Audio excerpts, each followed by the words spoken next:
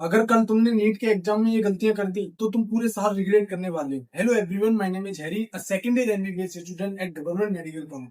तो जैसे कि कल तुम्हारा नीट का एग्जाम है और वो दिन तुम्हारे लिए बहुत ज्यादा इंपॉर्टेंट है, क्योंकि तुमने पूरी साल मेहनत की है, तुमने पूरी साल लेक्चर अटेंड किए हैं, तुमने पूरी साल नोट्स रिवाइज किए, ना जाने कितनी ज्यादा मेहनत की है तुमने पूरी साल। तो तुम नहीं चाहते, और हम जैसे जो मेन स्टूडेंट्स है वो भी नहीं चाहते कि तुम्हारी पूरी साल की मेहनत बस एक दिन की वजह से बर्बाद हो जाए।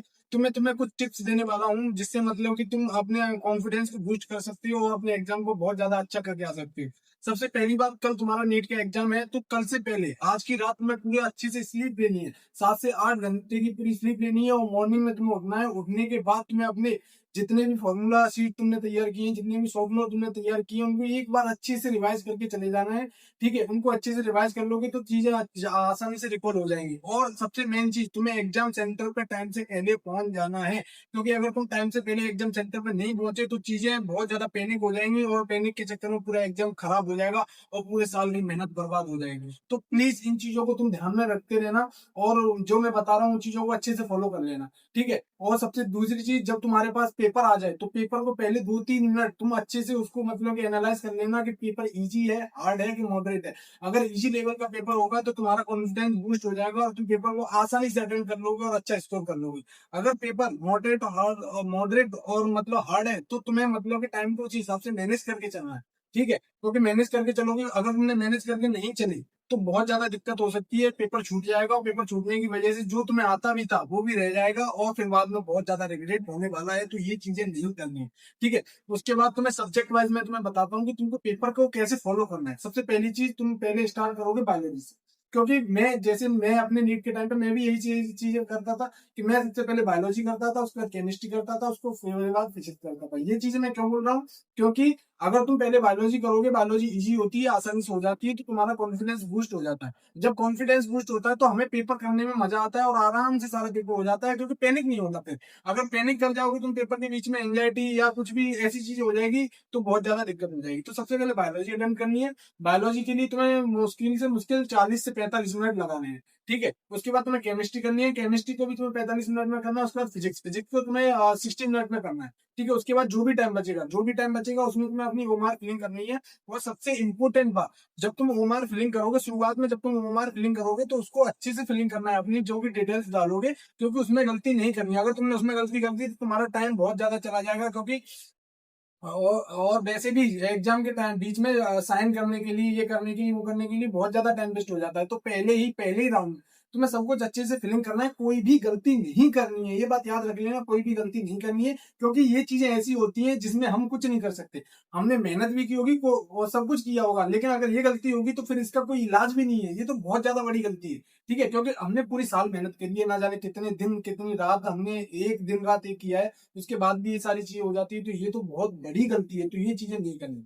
ओमार फिलिंग करोगे, ओमार जब लास्ट में तुम फिलिंग करोगे, मैं क्या करता था, मैं पहले बायोलॉजी करता था, उसकी ओमार फिलिंग कर देता था, ऐसे केमिस्ट्री करता था, उसकी ओमार फिलिंग, उसके बाद फिजिक्स करता था, उसकी ओमार फिलिंग कर देता था। अगर तुम जिस तरीके से कंफर्टेबल हो उस तरीके से करना। तुमने पूरी साल मॉक टेस्ट दिए हैं और उसको नीट के पेपर को भी तुम्हें एक तरह से मॉक टेस्ट की तरह ही फॉलो करके आना है। ये नहीं सोचना कि अरे नीट का पेपर, अरे यार क्या होगा, कैसे होगा यार, मुझे तो समझ में नहीं आ रहा। ये चीजें नहीं करनी। एक तरीके से मॉक टेस्ट, ये मैं भी यही सोच के गया था कि भाई मॉक टेस्ट ही तो है, आराम से करके आएंगे, जानना जाने कितने मॉक टेस्ट दिए हैं, उसी तरीके से तुमको फॉलो करना है। ओमार फिलिंग करोगे, ओमार के फिलिंग करते समय तुम्हें क्वेश्चन का जो भी नंबर है और ओमार में जो भी नंबर है वो अच्छे से देख लेना है। अगर तुमने यहाँ गलती कर दी तो भाई बहुत बड़ी गलती है। कोई भी वो मतलब कि क्वेश्चन बीच में रह गया या कोई भी क्वेश्चन एंड में रह गया, कोई भी बबल रह गया, तो उसमें बहुत ज्यादा गलती हो जाएगी। तो ये गलती बिल्कुल भी नहीं करनी है। ठीक है, अगर तुम पेपर को मतलब कि जब देखो, अगर तुमको लगे कि ये क्वेश्चन मुझे नहीं आ रहा है, ठीक है, तो उसको एंड के लिए छोड़ देना है। क्योंकि अगर इस टाइम पे तुम पैनिक करके यहाँ पैनिक करके तो ये तो पेपर बहुत ज्यादा टाइम वेस्ट कर जाता है। नहीं आ रहा, आगे बढ़ो। ठीक है, इस तरीके से करना है। सबसे पहली चीज, तुम्हें पेपर को मतलब कि करना कैसे है? पेपर को तुम्हें 3 राउंड में करना है। ठीक है, 3 राउंड में करना है। उसमें क्या करना है तुम्हें, पहले राउंड में क्या करना है, पहले राउंड में जो तुम्हें क्वेश्चन अच्छे से आ रहे हैं, 100% श्योर हो, वो क्वेश्चन जल्दी जल्दी से तुम कर लो। ठीक है, 30 सेकंड के करीब एक क्वेश्चन लेगा, उसके बाद आराम से करने के बाद उसके बाद सेकंड राउंड में तुम्हें वो क्वेश्चन करने हैं जो तुम्हें सेकंड राउंड के लिए छोड़ रखे थे, जो हार्ड क्वेश्चन थे, जो तुम्हारी लैंग्वेज में थोड़ी बहुत समझ में नहीं आ रही थी, या जो तुम्हारा टाइम ले रहे थे इसलिए छोड़ दिया। छोड़ने के बाद हमें वो सेकंड राउंड में फॉलो करना है। उसके बाद थर्ड राउंड में वो क्वेश्चन करने हैं जो तुम्हें बहुत ही ज्यादा डाउटफुल है, जो है कि भाई ये तो कोई पढ़ाई नहीं इस तरीके से, वो तुम्हें थर्ड राउंड में फॉलो करने हैं। ठीक है, इससे क्या होगा, इससे तुम्हारे मार्क्स सिक्योर हो जाएंगे। तुमने पहले राउंड सेकंड राउंड में अपने मार्क्स सिक्योर कर लिए भाई, सिलेक्शन सिक्योर कर लिया हमने अपना, उसके बाद थर्ड राउंड की बची चीजें वो थर्ड राउंड में कर लेंगे। अगर तुम्हें कोई क्वेश्चन नहीं आ रहा है, मान के चलो तुमने पेज कोई पलटा बायोलॉजी में, तुम्हें क्वेश्चन 2-3 क्वेश्चन नहीं आ रहे हैं, ऐसे लग रहे हैं कि भाई ये तो कहीं पढ़े ही नहीं, तो एक चीज टेंशन लेने की जरूरत नहीं है, क्योंकि ऐसे क्वेश्चन बहुत सारे क्वेश्चन होते हैं जो किसी को भी नहीं आते। ठीक है, किसी को भी नहीं आते, बहुत ज्यादा क्वेश्चन होते हैं जो बहुत ज्यादा टाइम वेस्ट कर जाते हैं। तो उस टाइम पे तुम्हें पैनिक नहीं लेना। अगर तुम पैनिक कर गए एग्जाम के बीच में, अगर तुम पैनिक कर गए, तो तुम्हें करना क्या है, 2 से 3 सेकंड का ब्रेक लेना है, 10 से 15 सेकंड का ब्रेक लेना है। उसमें क्या करना है, तुम्हें लंबी ब्रीथ लेनी है, पानी पीना है। ठीक है, उसके बाद तुम्हें इजी क्वेश्चन से फिर स्टार्ट करना है, जो भी इजी इजी क्वेश्चन है उनसे स्टार्ट करना है। इससे तुम्हारा फिर से कॉन्फिडेंस बूस्ट होगा और तुम फिर से करने लग जाओ।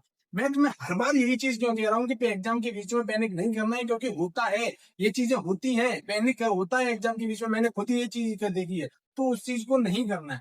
ठीक है, और कुछ भी ऐसा नहीं सोच के चलना है कि यार कल क्या होगा, कैसे होगा, क्या होगा, ये चीजें नहीं सोचो, क्योंकि ये चीज है, इससे बहुत ज्यादा टाइम वेस्ट होगा। ठीक है, बहुत ज्यादा पैनिक होगा, और इस टाइम पे ये सोचने की जरूरत भी नहीं है, क्योंकि तुमने पूरी साल मेहनत करी है, तो तुम्हें सिलेक्शन लेने से कोई भी नहीं रोक सकता। कोई भी बिल्कुल नहीं रोक सकता, अगर तुमने 20 साल मेहनत करी है। ठीक है, क्योंकि अपनी अपनी मेहनत पे तुम्हें भरोसा रखना है, और जो मेहनत करता है उसका फल जरूर मिलता है उसको। मैं यही चीज सोच के चलता था कि भाई मैंने मेहनत करी है।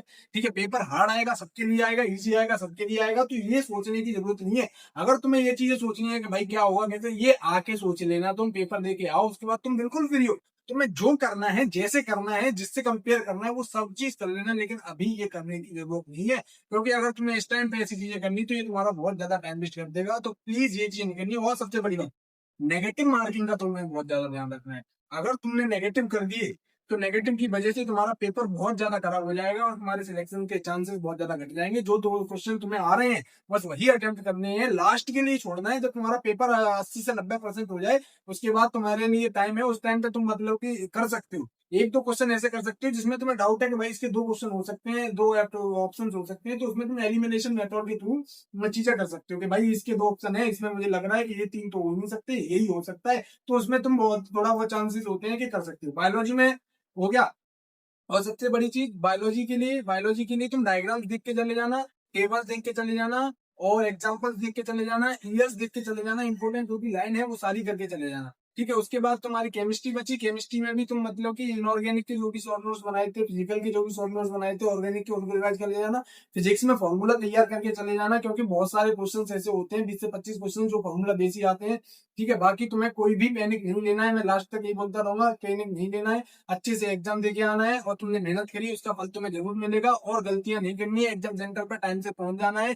ठीक है, और अपने पेन, जो भी एनटी का पेन मिले, उसको पहले एक बार देख लेना है कि चल रहा है कि नहीं चल रहा है। कोई भी गलती नहीं करनी है, बाकी पेपर अच्छा ही होगा, तुमने पूरी साल मेहनत करी है। All the best.